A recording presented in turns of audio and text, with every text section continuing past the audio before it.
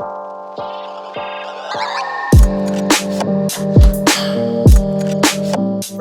from Lartey Wellness Group. I Can't Talk Today. We're back here doing our vlog. We're at the ACA conference in Toronto, Canada.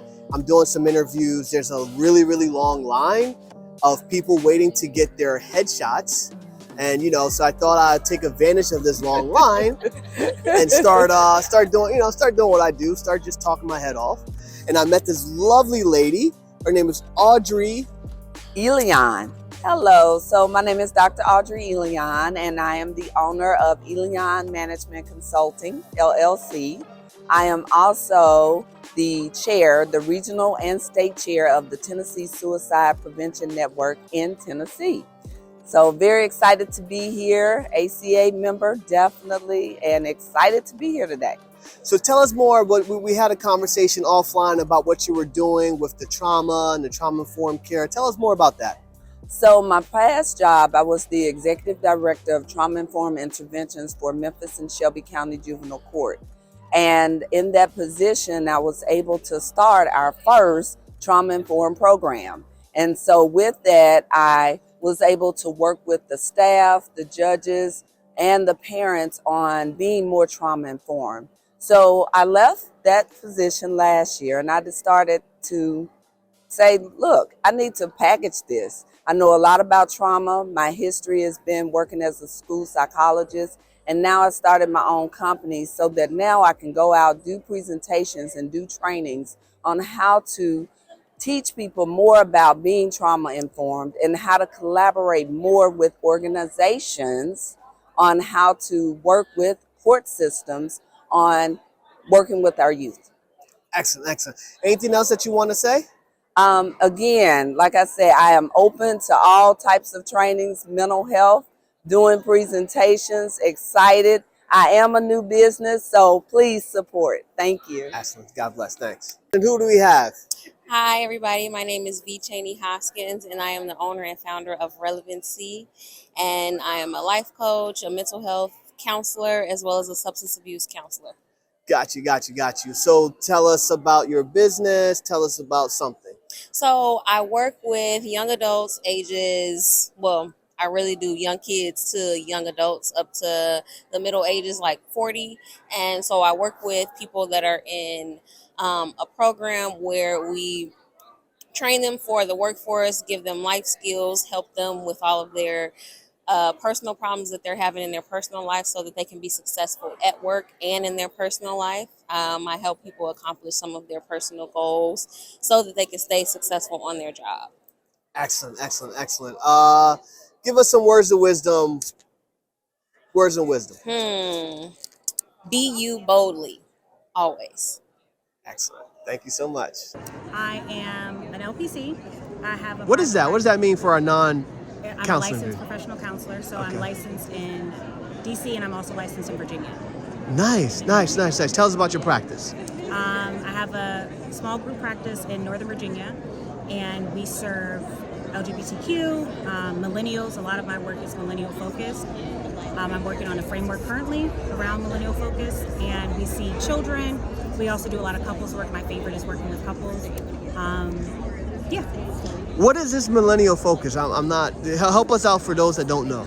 So the framework that I'm creating is millennial eclectic therapy, and that is just taking in the millennial experience and how that impacts the way that we're able to navigate the world, the way that we navigate relationships. And so I'm working on developing that and continuing to build it out. But a lot of it is from my experience as a millennial and then also my experience working with millennials. I've been working for about 10 years, so being able to watch how we have grown, the challenges, how social media impacts things, all of that just being a part of the framework and the work that I do. Nice. Give me some words of wisdom. I always tell my clients, just do the things, right? So sometimes you feel like you're not making the progress that you want, but all you can do every day is just get up, do the things, keep trying, and eventually effort will pay off. And sometimes it's just a matter of time.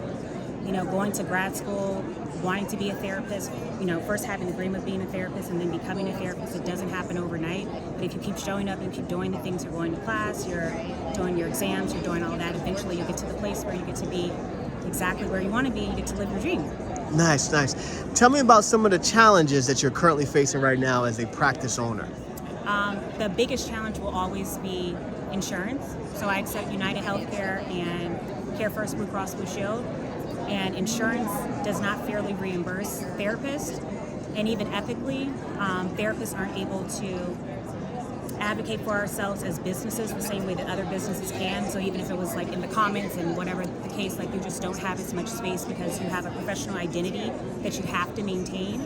And all business owners don't have that same, those same limitations. But definitely insurance and trying to work to renegotiate your pay, things that you just don't learn in grad school. So you have to kind of figure it out along the way. It's a challenge, but it's not impossible. It's just a challenge. So what are the strategies that you're using to cope with that challenge? Support of other therapists. I have a nice network of therapists that get it, that understand it, and just constantly advocating for myself. Calling the insurance. One thing that I did is when the insurance companies wouldn't respond to my phone calls, I messaged them through social media. And when I messaged them through social media, then I was getting the phone calls that I needed. So again, being a millennial and using that thought process of like, oh, how can I directly talk to someone? Their DMs, and then getting a response. Excellent, excellent. Oh my goodness, this is great, man. I got to keep going. Anything else on your mind? No, it's my first year at ACA, and so I'm hoping that I want to come, learn, get inspired, and I definitely have been, and I'm hoping that I can present next year. So, what would you possibly want to present on? Millennial eclectic therapy, specific to couples, Black couples. When I graduated from Hampton in 2009, it was on Black marriages, and that was my final paper, and so that continues to be something that I'm really interested in, Black relationships and just how we can be successful and how do we navigate them. Excellent. Thank you so much. I am a professional counselor, licensed professional counselor, and I'm licensed in the state of Texas and Louisiana. I've been practicing for about 8 years, and currently I work with college students as well as BIPOC women who deal with anxiety, grief, depression, life transitions, and relationships. Why are you licensed in both of those states?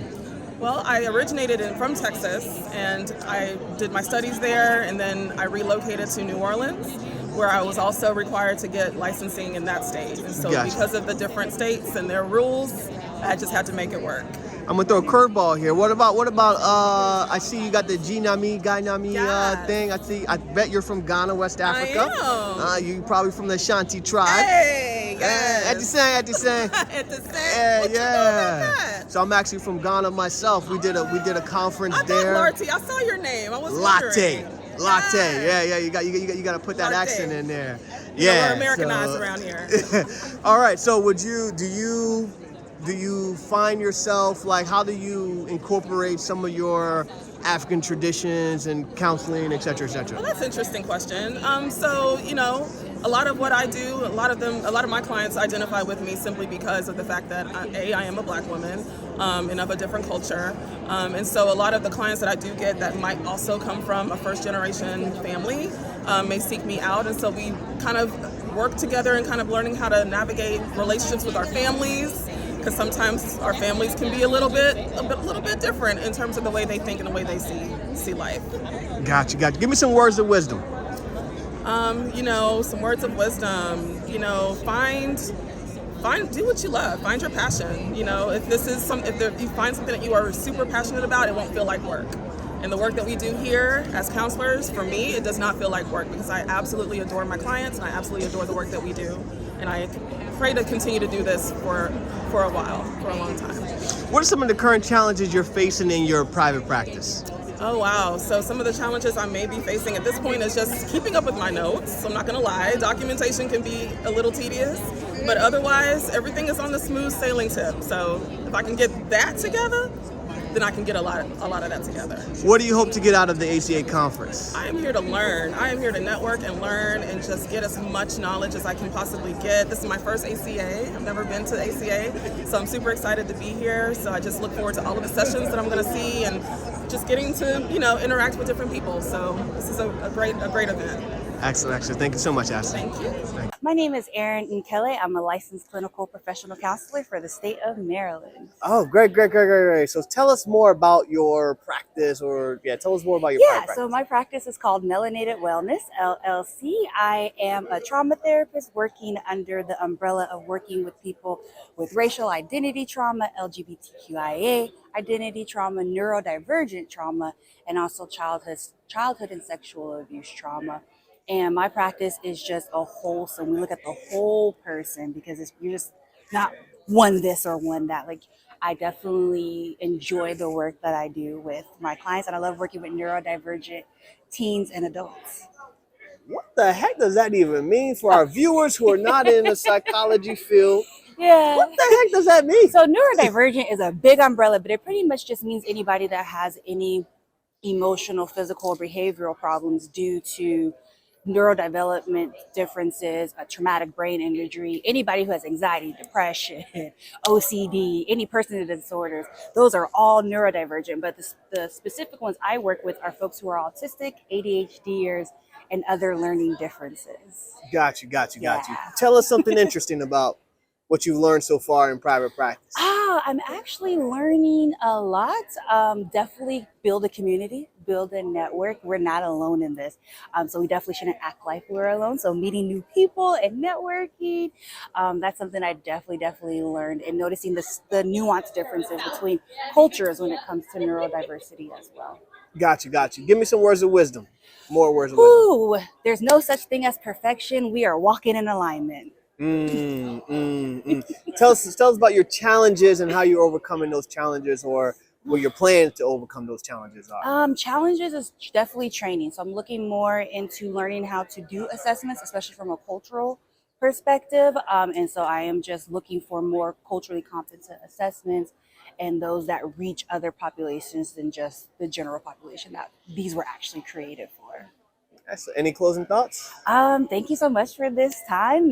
Reach out. I do consulting as well, Melanated Wellness LLC, and thank you for your time. Blessings. Thank you. Thank you. Hi, I'm Dr. Jetta Robinson. I'm a licensed clinical professional counselor. I specialize in grief and trauma, but more than that, I specialize in helping mental health professionals build living legacies while healing generations. That is what I do. All things diversification of income and impact. So whether you're in private practice or if you're looking to do speaking, consulting, live media, host retreats, I am your girl. And so I'm speaking today on building a purposeful and profitable therapist brand, but I also have an in-person event in Silver Spring in July. So make sure you follow me at ajettarobinson.com, and I'm at Ajetta Robinson on all social media platforms. Gotcha. I'm just getting your name tag here.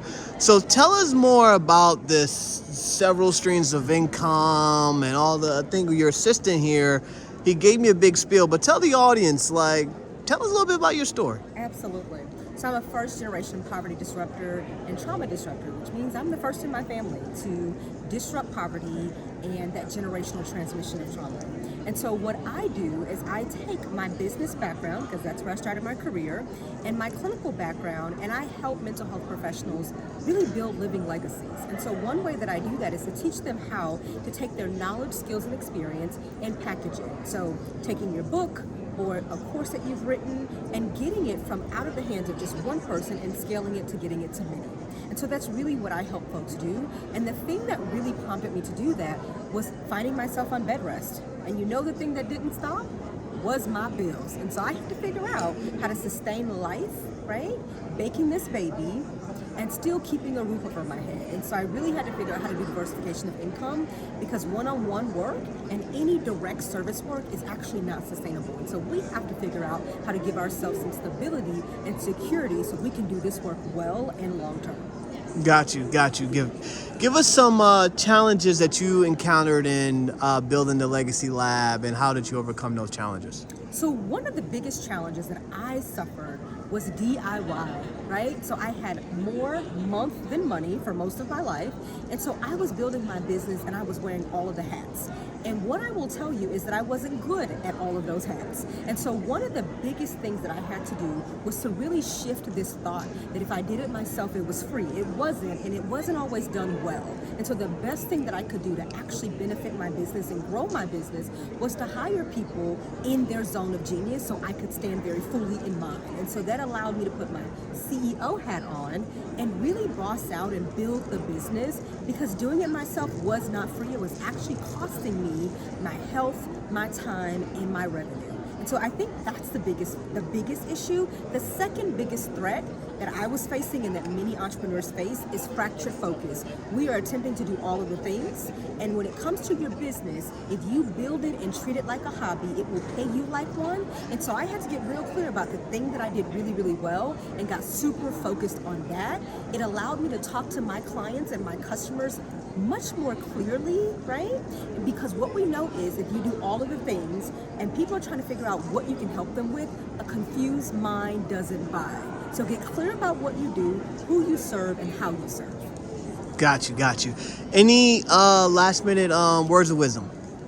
I would say that you don't have to compete where there is no comparison. There's enough room for all of us, and there is enough demand.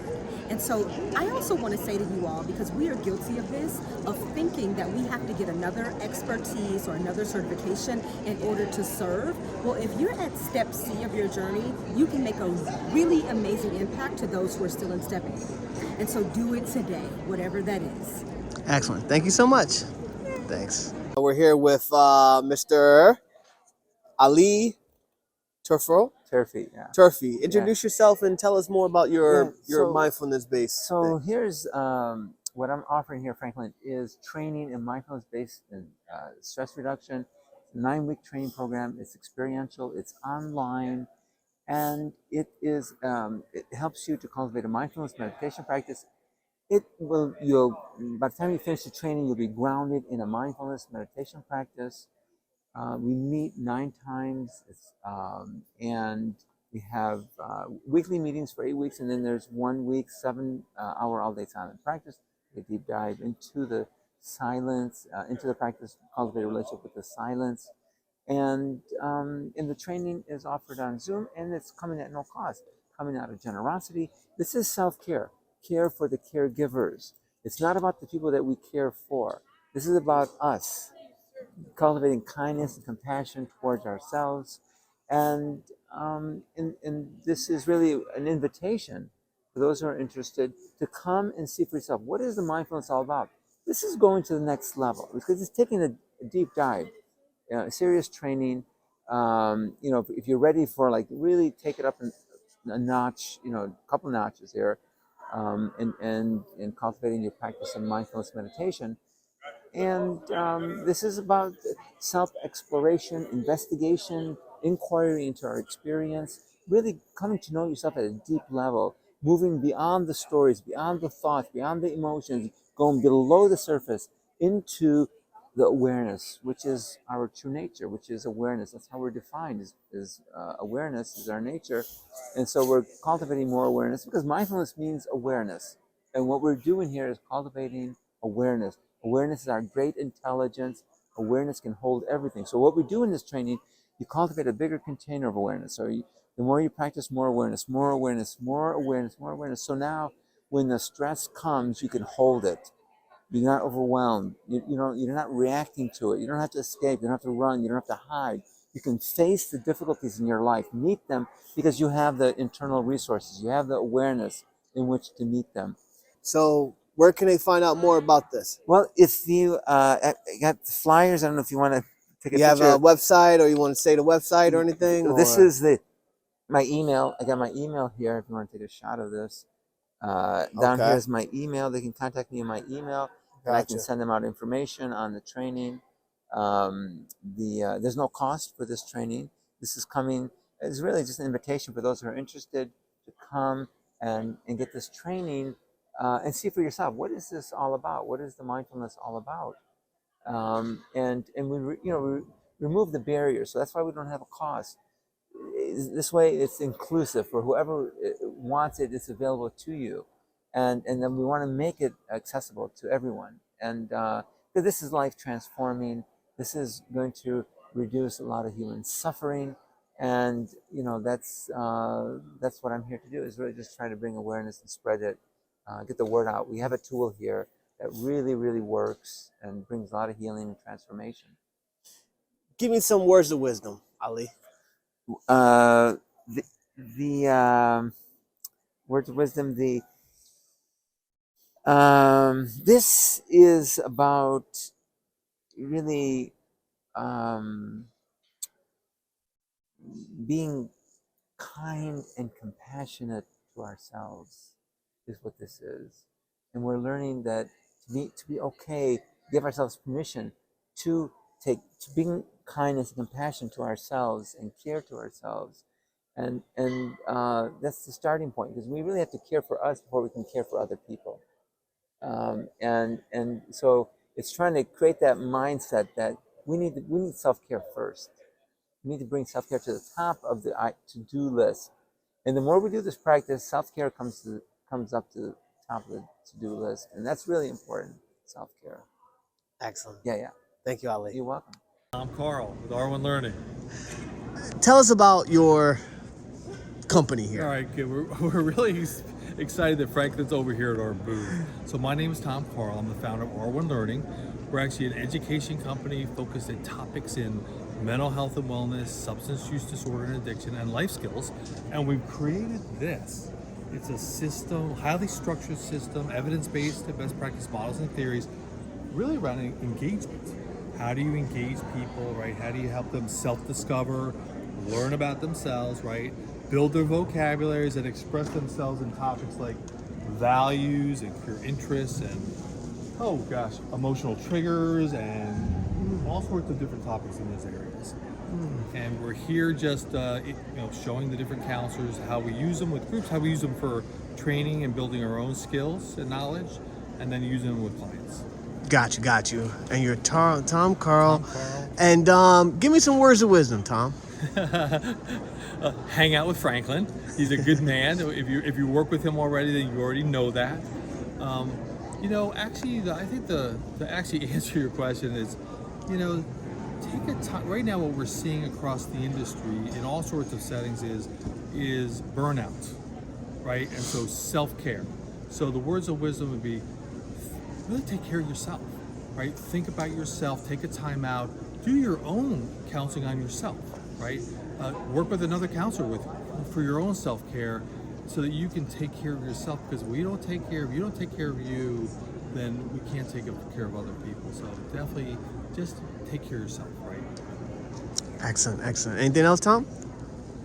We're just happy to be here at ACA, and we're happy to meet Franklin, and go R1. Excellent.